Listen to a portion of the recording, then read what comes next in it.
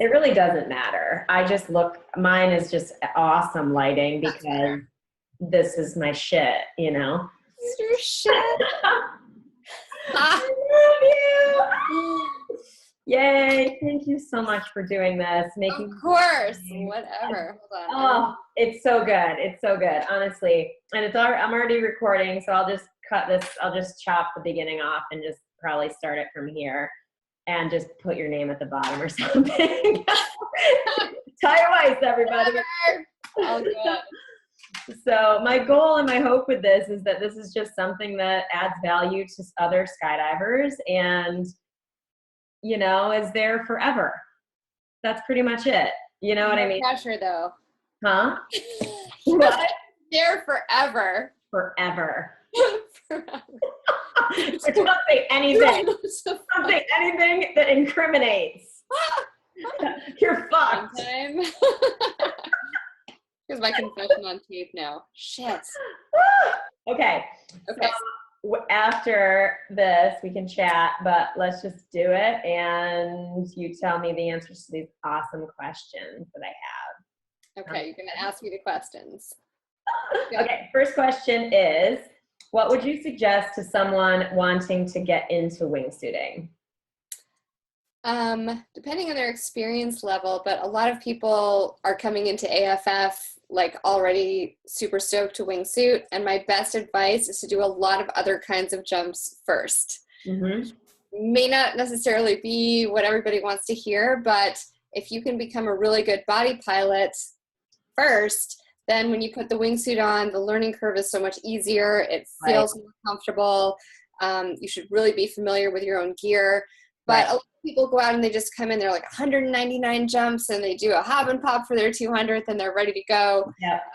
But I think like realistically, especially with the direction wingsuit flying is going, there's so much you can do with them. Acrobatics, time, distance, speed, all this stuff, but it all really requires a lot of knowledge of how your body works in the sky. So flying, belly flying, like literally anything you can do, especially early on, like even the zoo dives are going to help you. Okay, cool. Yeah, it's funny. It's interesting. I feel like, not to bring up base jumping straight away, but it's almost like people might get into the sport or have this idea of wingsuiting and go, oh, I want a wingsuit, and not quite understand what it is or whatever. Yeah. But then like, it's cool to hear that like that encouraging people to learn how to just simply fly is like, clutch. Yeah, totally. Yeah. And it's not just like, a lot of it's the skills that you get, you know, through these skydives, but it's also just like your comfort level, you know, putting on a lot of surface area basically magnifies any little move that you make. Right. So if you're already at that point where like, you've never been burbled or like, you know, you've only done like one kind of thing, you've just done all tracking dives or whatever, then what happens when you get unstable? You know, you just have less experience with it and you're just nervous anyway. So yeah, it's just that idea of like getting comfortable, getting to be a happy, well-rounded skydiver, and that will for sure help with wingsuiting, whether you want to base jump or not. All of that. Right. Yeah, for sure.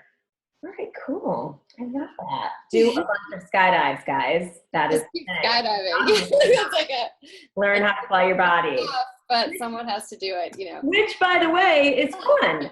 You know what I mean? Like, it's one of those things where it's like, okay, oh, I don't want to hear that because my goal is wingsuiting, but like, it's fun to do those jumps. And people might learn that as well as they begrudgingly take your advice, maybe, you know, that they're like, wait, oh, it is fun to do a belly big way or a round, or it is fun to do some free flight jumps or whatever. And I met this person doing that kind of skydiving and blah, blah, blah.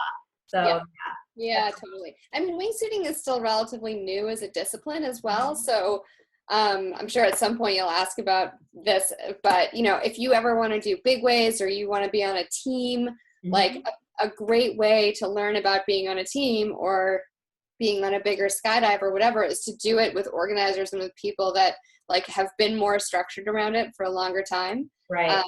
All of those things just apply. And wingsuiting is still pretty new with that. So we love people who, you know, have other experience and have like done it before. All of that just translates over. It just raises the game. It also makes me think of like very life coachy thing of like, you will be like those with whom you surround yourself. So it's like surround yourself in your wingsuit training or your goal, your progression with people who have done stuff. Other things, yeah. Yeah. Yeah. I mean, and it's not to discourage people like for forever, but yeah, I just think like, what have you done at 200 jumps is the bare minimum. And for some people, some people are just super current, or like they've packed a lot of coach jumps in. Like, if that's the other thing, is if you really want to do it at a lower jump number, then the types of skydives that you do can also really make a difference, or like go spend some time in the tunnel. Yeah. Basically just make that investment. Yeah, for sure. I'm with you. Even though I'm not much of a wingsuiter. Yeah. I'm the comical other end of the spectrum who has lots of experience with body flight. I'm going to send you back to just go do some free flying or whatever. Get it together. Thanks.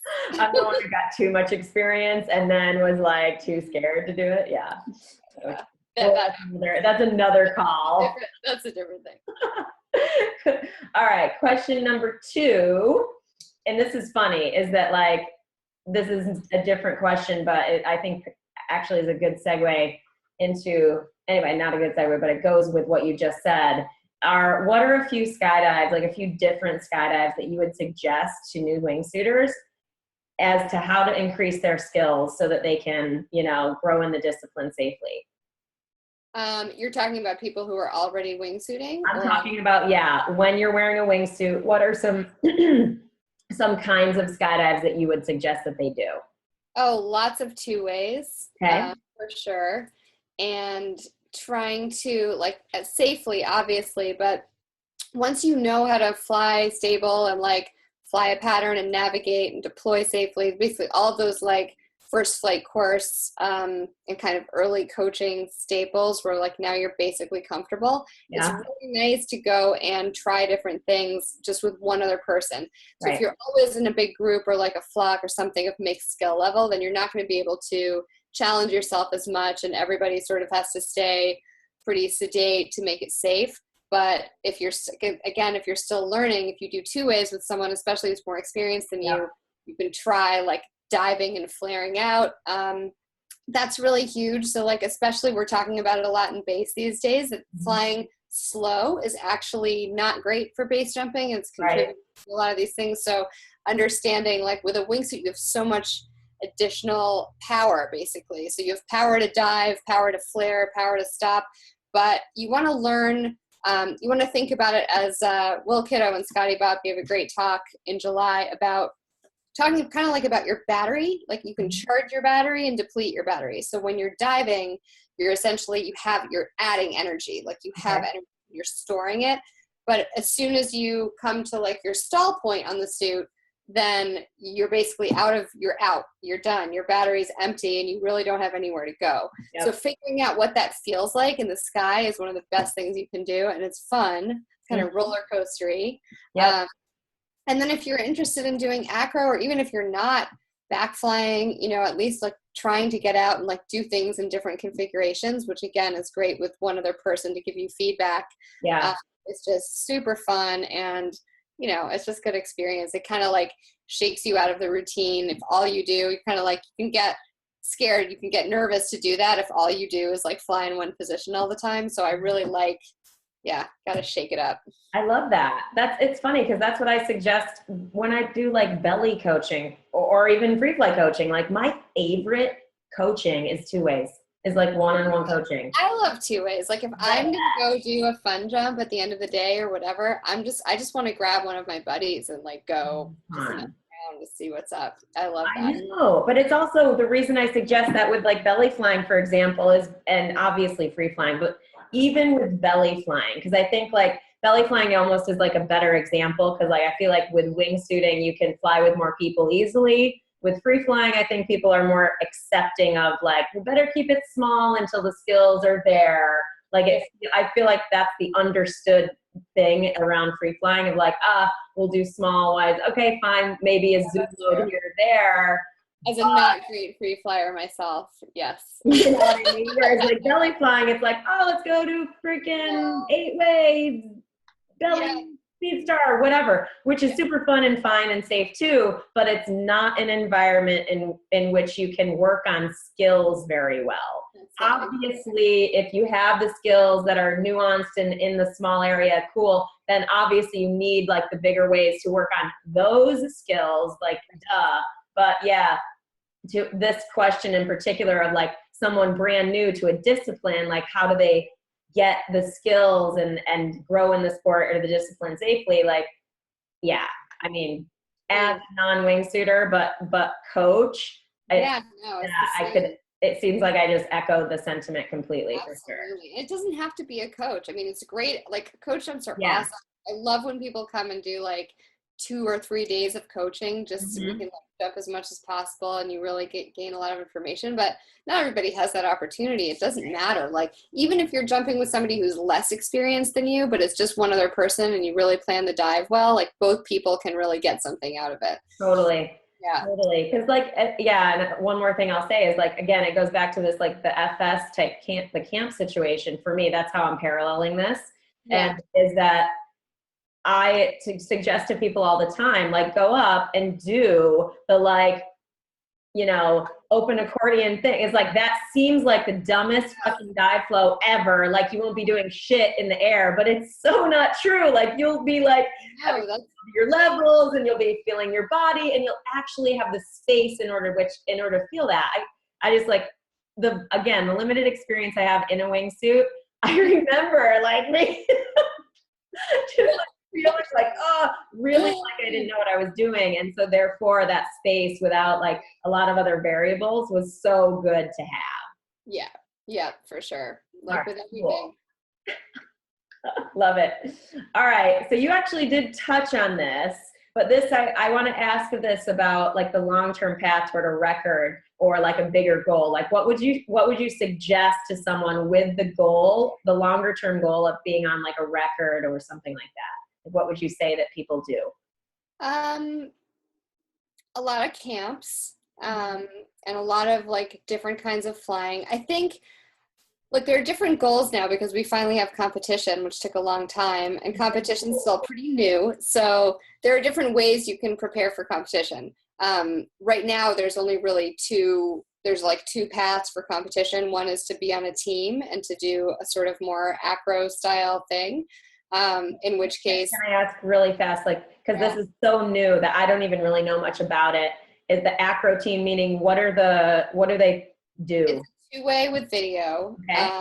And it's turning points, but so there's a dive pool like any other discipline, but it's kind of like a half and half. It ended up for now anyway being like a hybrid scoring system. So there are style points. There is a little bit of it's like a small artistic portion that's about how good you make it look, and then obviously how many points you can turn. Cool. So it'll be like a dock, a barrel roll dock, or like barrel roll to the top. There's different types of maneuvers you can do, which is super fun. So that is obviously, if you want to do that, then I mean we're back to 2 ways again, and 2 ways experimenting, like learning how to fly your suit really well, learning how to fly in close proximity with other people, and that's good for everything. Performance flying is a whole different, just a different beast. It's more of a solo kind of thing, but there are lots of different types of racing that are happening now. We also have the WOWs format, which is not like a USPA thing. It's a little bit more casual, but it's evolving, and that's involving like racing, kind of like Red Bull Aces. Yeah. Okay. This idea like a head-to-head race, but also using GPS technology. Yep. So for that kind of thing, you'd be progressing onto bigger and bigger wingsuits, which is more of a performance route.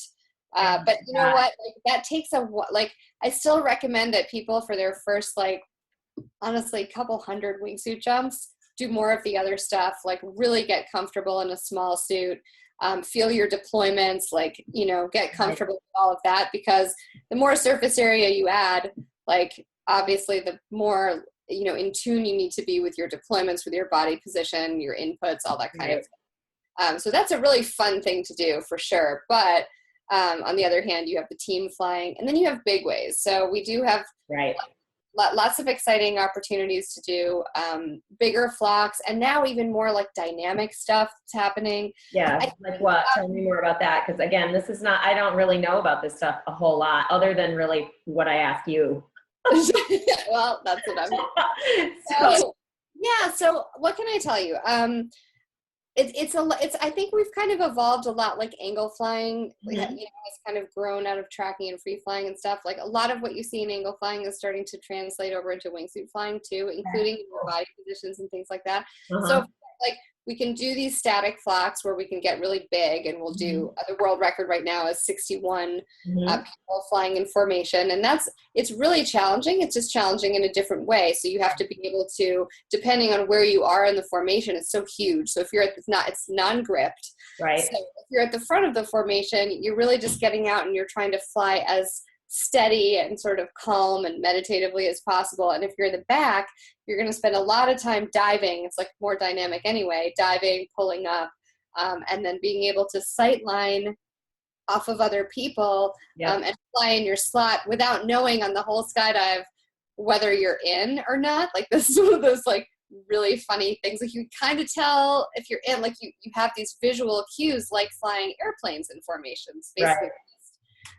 The best kind of thing. So it's challenging. It's really fun. Obviously, it's fun to be around a ton of people, and we're still kind of figuring this stuff out and trying to see how we can expand. And I'm sure sequential will be coming soon. Mhm. And of course, like vertical things. But for Yeah. now, our official big wave world records are kind of horizontal, all in one plane. But Yeah. then you take smaller groups like that, and you can move with them. Mhm. If everyone's at a higher skill level and people are really in control of their suits and their bodies, you can do things like you see with angle flying, you know, where like you take the angle steeper and then carve out of it. And just imagine that in a wingsuit. I mean, it's like you just have so much power to dive and pull out and like move around. It's just very, very cool. But Yeah. safety wise, it's really important to take the right steps to get there first. If you have 10 wingsuit jumps Yeah. going, trying to change direction, like Yeah. when you haven't really done that on purpose yet, is kind of is like a little bit hectic. So yeah, Yeah. like anything else, easy progressions, small groups. Then if you want to be on a world record or really big way kind of thing, doing camps where you can just fly with other people, but in a more organized way, learning about sight lines, learning about exits, approaches, all that kind of stuff is really Right. Okay, cool. Yeah. And it's funny, like the record thing, like it's another version of a team experience. And yeah. in my experience being on any record, non-wingsuit record, and being a part of it, it's so that awesome team vibe too. So it's a different version of that, whether you're doing the two ways in the barrel rolls and you're learning how to participate in nationals, the new nationals or whatever. And then it's just cool. It's just cool. And yeah, it's like building the skills to be able to do the things that requires over time through this safe avenues. And actually that's the last question I had was like, what are a few key safety tips that you have for wingsuit people? I mean, I know that's like such a broad, horrible question. So fucking bad. But like, I know I'm not asking you to cover every safety issue, but like, Sure. what comes to mind? Well, actually, it's not that difficult of a question to answer. I mean, if you're going back to basics, this is what I would say.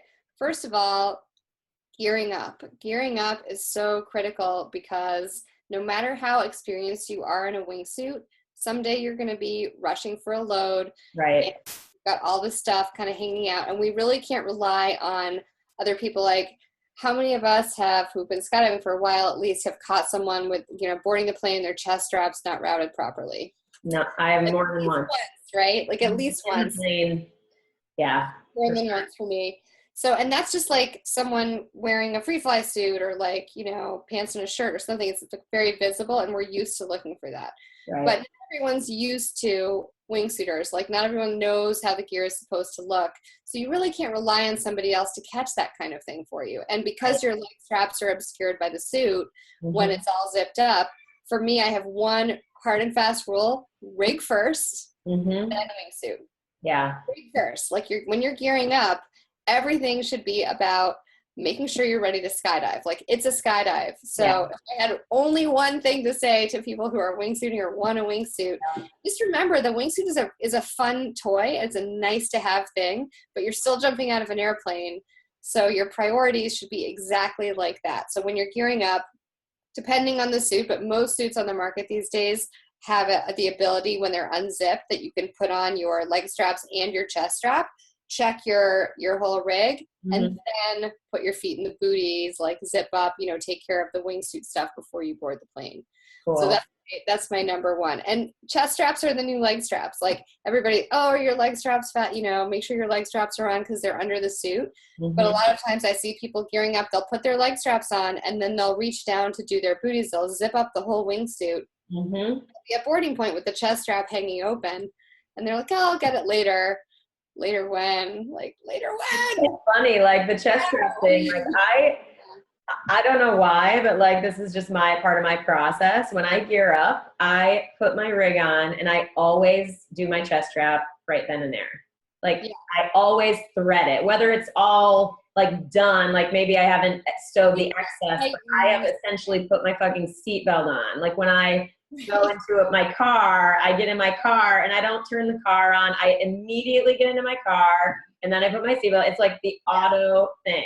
I put my rig on. By the way, when I put my rig on, I step into it like a student because I fell over one time and it was really embarrassing. I literally, 10,000 jumps later, still step into my rig like a student. Don't care. Whatever. But Good. I put it on and then I immediately do my chest strap. And that's just how I roll. Just like as soon as I get to the drop zone, before I even take my rig out of my car, I turn my Cypress on. Yes. That's just part of my process. Yes. I don't even get to the packing mat. Like it's on in my vehicle. So yeah, anyway.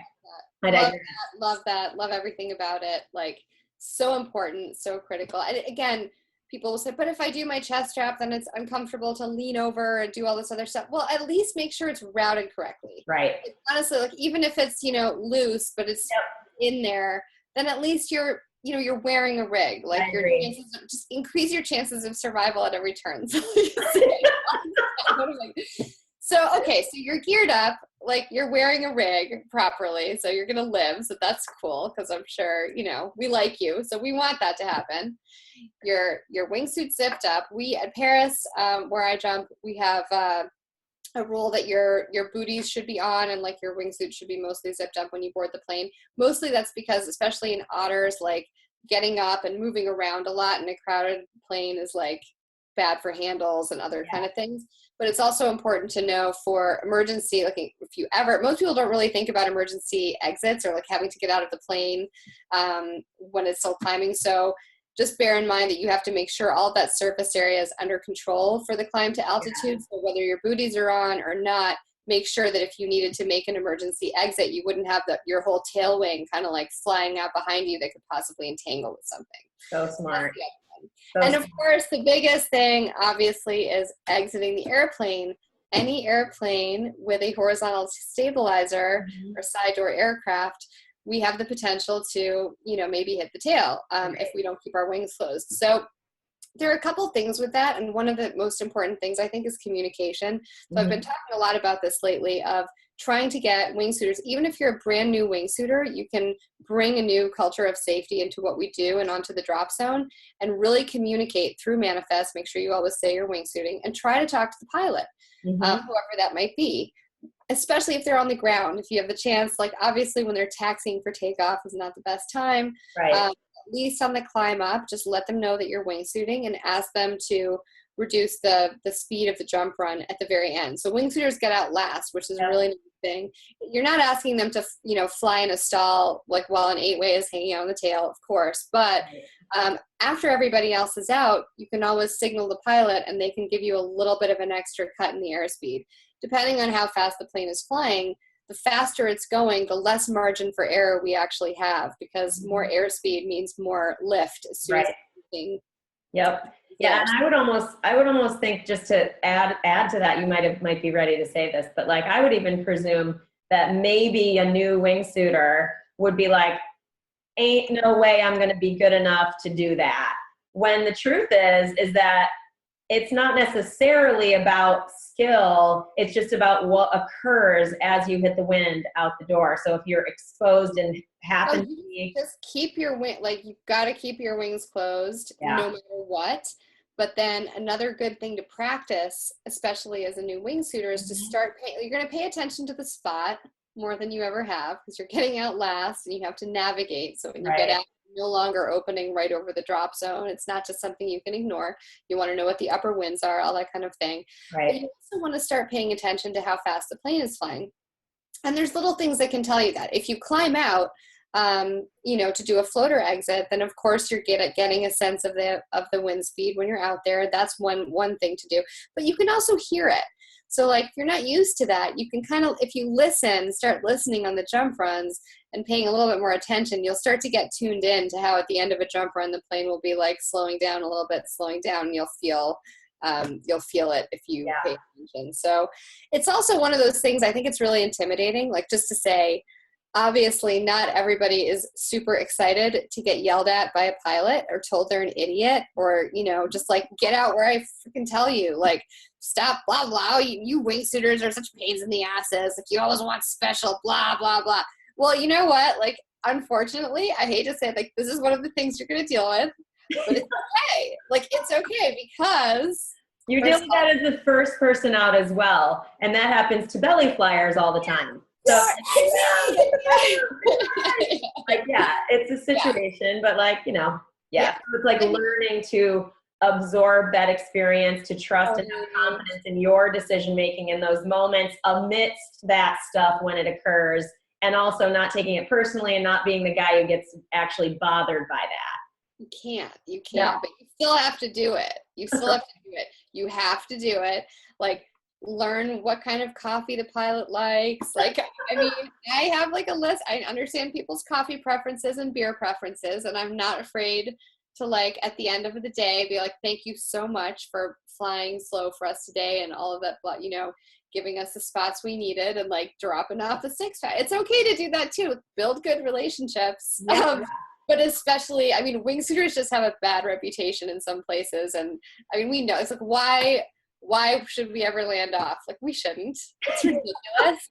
But if you're not paying attention, or if you need to go around, like, even though you're wingsuiting, if you're like 3 miles away by the time the last scared tandem, like, finally gets pushed out the door, get a 180 at the very least, or whatever. Like, start, pay attention. Basically, it's just about taking responsibility, which is true of anything else in skydiving, but especially when it comes to exiting safely out of the airplane. If you're in a place where the pilot doesn't want to slow down, or you feel like, I mean, I've seen people exit in a balled up position and still kind of like whack their butt on the back of the door, just because even as they push out, they're just getting that push.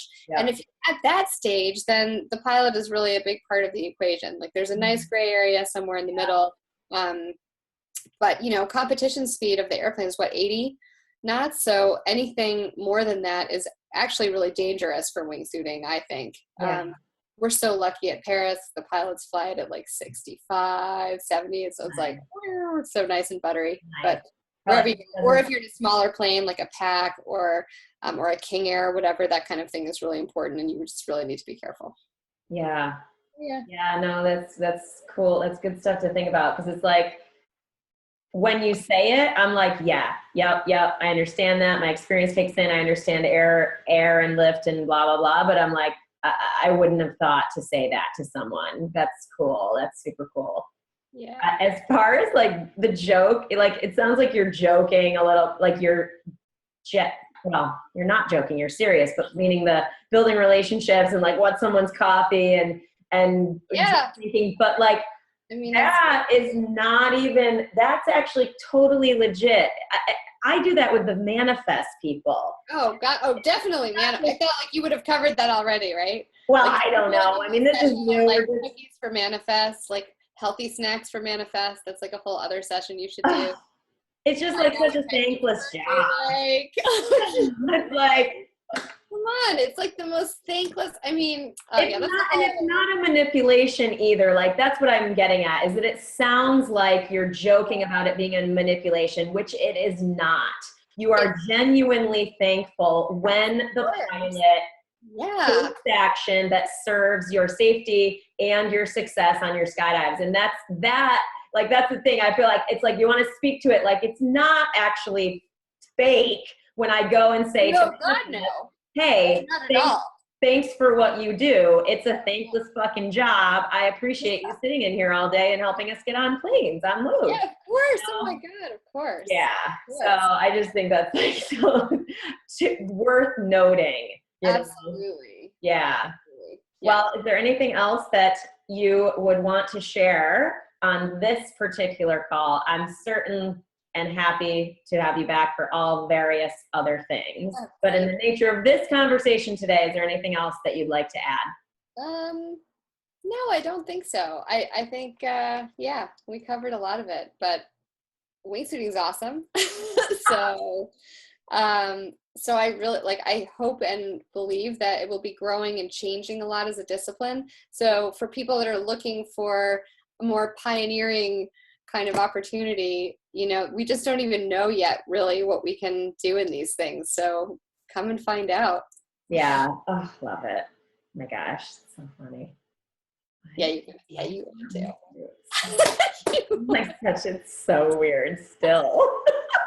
It cracks me up. That'll be another call as well. Yes. Taya, I love you so much. Thank you so much for doing this for me and for everyone here who's watching. It's awesome to have your knowledge and your excellence with us. Go team. Yay.